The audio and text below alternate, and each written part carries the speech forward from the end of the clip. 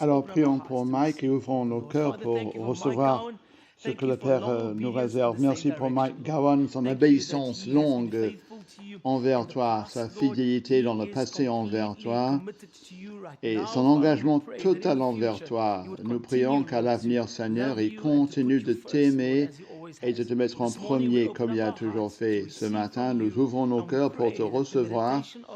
Et nous prions que la méditation de son cœur et que la parole de ses lèvres te plaisent, qu'il y ait un feu qui s'allume en lui, Seigneur, au nom de Jésus, et que chaque parole qu'il prononce ce matin soit enduite de la puissance de l'Esprit Saint et ne te revienne pas vide, mais que chaque parole accomplisse ta volonté. Nous te remercions pour Mike et pour sa famille, au nom de Jésus. Amen. Bonjour Bruxelles Vineyard, bonjour à ma famille. Ça me manque parler en français. Ik mis het Nederlands te praten. Alors je m'appelle Mike Gowan et j'étais membre de l'Église pendant 25 ans avec ma femme Liz jusqu'à notre départ de Bruxelles en 2014. Donc vous êtes nombreux sans doute à me connaître, ce qui est une bonne chose. L'Église grandit. Mais il y a encore des gens qui restent et qui nous connaissent. Alors, pendant cette période du coronavirus, beaucoup de choses nous ont manqué, des choses qui devaient se passer. Et entre autres, me manquent les Jeux Olympiques. J'adore, tous les 4 ans, les JO arrivent. On regarde en fait les sports que normalement on ne regarderait jamais. On regarde la lutte gréco-romaine ou quelque chose de si bizarre. Et on se dit, c'est vraiment intéressant. Mais les événements les plus connus, ou l'événement le plus connu, c'est le sprint de 100 mètres. Les 100 mètres. Et moi, j'adore quand les athlètes, ils sont là, ils sont prêts, ils se concentrent à mort. On voit cela, ils pensent qu'à une chose, c'est le poteau, c'est la ligne d'arrivée qu'ils attendent. Ils pensent qu'à une chose. Mais peut-être peuvent-ils regarder momentanément à droite et à gauche pendant qu'ils courent, mais ils savent très bien que s'ils n'ont pas les yeux rivés sur l'arrivée, ils vont perdre du terrain. Et moi, je veux parler ce matin d'avoir nos yeux rivés sur Jésus. D'autres choses qui peuvent être dangereuses si on les regarde. Et pourquoi est-ce qu'on devrait avoir les yeux rivés sur Jésus et comment le faire? Je vais lire quelques versets d'Écriture qui m'ont inspiré. Et je me baserai là-dessus, Hébreux 12, 1 à 3. Donc, puisque nous sommes entourés d'un tel nuage de témoignages, rejetant tout ce qui nous entrave, le péché qui nous embourbe, et courons avec la persévérance cette course qui nous attend, les yeux rivés sur Jésus, les yeux rivés sur Jésus, pionnier qui perfectionne notre foi, car la joie qui l'attend, il a enduré la croix, il a répudié sa honte, il s'est assis à la droite du Père. Pensez à Jésus qui a enduré tant pour que vous ne vous lassiez pas, pour que vous ne perdiez pas l'encouragement qui vous attend. Tout comme les athlètes qui fixent la ligne d'arrivée des yeux, nous le faisons avec Jésus. Eux, c'est pour un prix. Nous, ce n'est pas seulement l'axe principal de notre attention, mais c'est notre prix. L'intimité avec lui, c'est le prix. Il y a 3 choses qui peuvent être dangereuses si on les regarde. Les choses de ce monde, l'argent, le statut, la famille, la carrière, l'influence, le sport, les activités, les célébrités, les personnes, les people, la musique, beaucoup de choses bonnes ou moins bonnes. Si nos yeux sont rivés sur ces choses-là, si c'est notre finalité, ça qui nous obnubile, nos yeux ne verront plus Jésus. Et Jésus en parle dans la parabole du semeur. Il dit que les graines qui sont tombées dans les épines, ça, c'est quelqu'un qui entend la parole, mais chez qui les difficultés de ce monde et la déception de la richesse engloutissent son attention.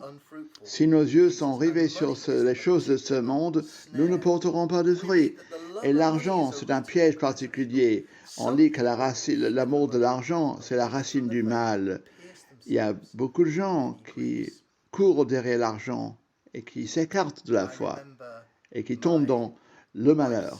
elderly aunt Je me rappelle, il y avait une vieille tante à ma femme qui vivait dans une très belle maison avec des tapis persans, du parquet brillant et beaucoup de babioles magnifiques. Et quand on y allait, on était tous coincés dans la cuisine parce qu'il ne fallait pas que l'on salisse ces tapis. Elle avait tout ce qu'il lui fallait autour d'elle sur un plan matériel, mais elle était seule, elle était triste. Elle est morte ainsi. C'est ce que fait l'argent en fait, cela tue les relations. Deuxième chose dangereuse à regarder, c'est l'Église. J'adore l'Église. J'adore chaque partie de l'Église et j'adore notamment Bruxelles Vineyard. Et à propos, vous avez la salutation du Vineyard à Birmingham en Angleterre où nous sommes également confinés comme vous. Et on ne pourra pas se voir dans un avenir prévisible. Le Vineyard à Bruxelles est une église magnifique et elle nous manque. Mais chaque église est imparfaite. Pourquoi est-ce le cas? Parce que l'église contient des personnes imparfaites comme moi, comme vous.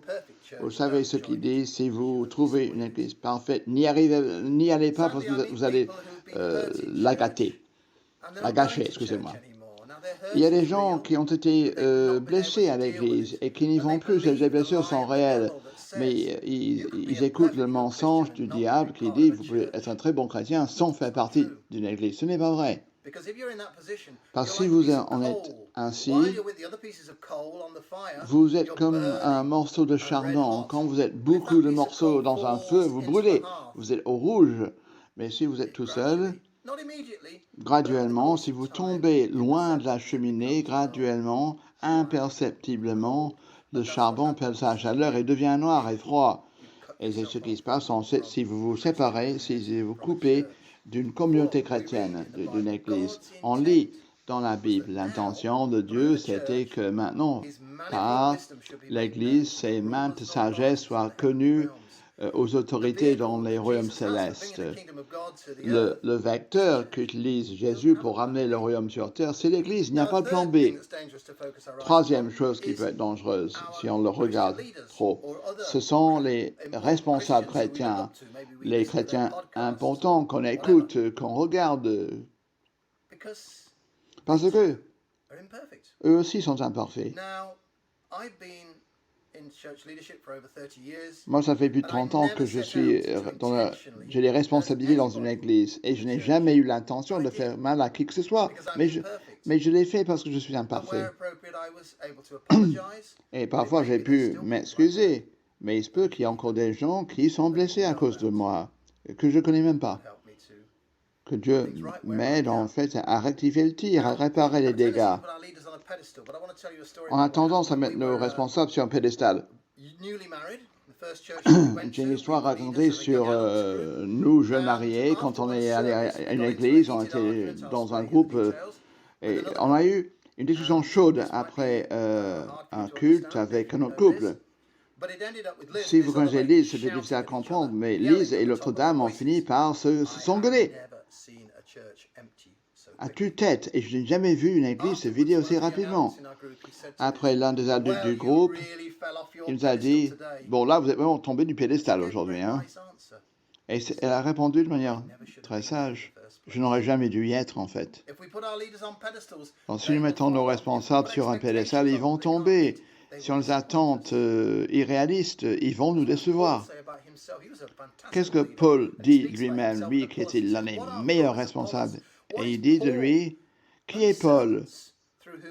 Qui est Apollo? On n'est que des serviteurs par qui vous pouvez arriver à croire, parce que chacun a sa tâche.